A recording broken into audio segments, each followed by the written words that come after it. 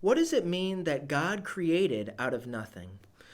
When we say God created out of nothing, we mean that he did literally use nothing. And nothing is a universal negation. It means that there is literally nothing. It doesn't mean that there's invisibility. It doesn't mean that there is air. It doesn't mean that there is darkness or blackness or colors.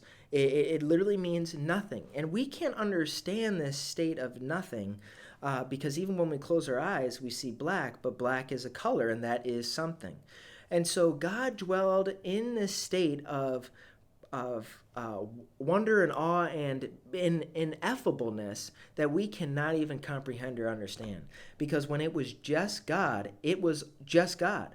Again, there wasn't color, there wasn't location, there wasn't time, there was nothing.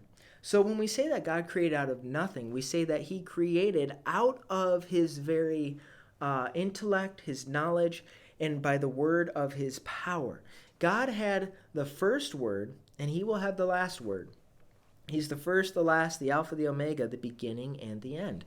And so we know that when God created out of nothing, God created out of himself. It's not that he extracted himself, but he literally created from his very being and essence and how he existed out of nothing, which is a universal negation, and he created that which we now have come to know and understand. Because what God knows and is able to see isn't necessarily everything that will be. God can know and see things that will never come to be, or that should have been, or that would have been if things were different and he created differently. He knows all that.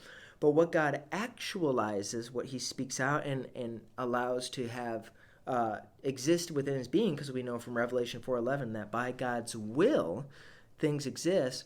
When he created out of nothing, it literally was out of nothing. There were no blueprints, no resources. There was nothing but just God in the beginning, and that is why it is so mind-boggling. Even when we imagine something in our mind, and if we could just imagine something and it came to be in being, we are imagining that which already has some extent of already existing because we're operating based upon prior knowledge. But God was operating based upon knowing everything and having there never been anything else created beforehand. We can only think based upon what we know and experience and associate with and the relationships we have and the like.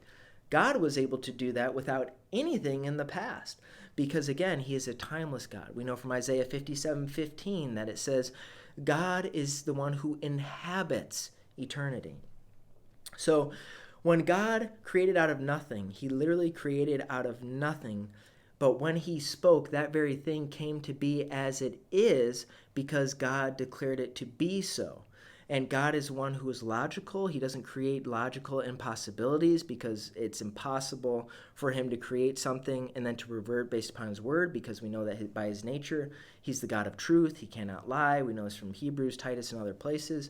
So when God creates, he logically thinks about everything. He knows all things within an instant because he is logic, he is knowledge, he is wisdom. And then when he created out of nothing, he literally created that very thing for the first time ever with no help, no aid, and the like.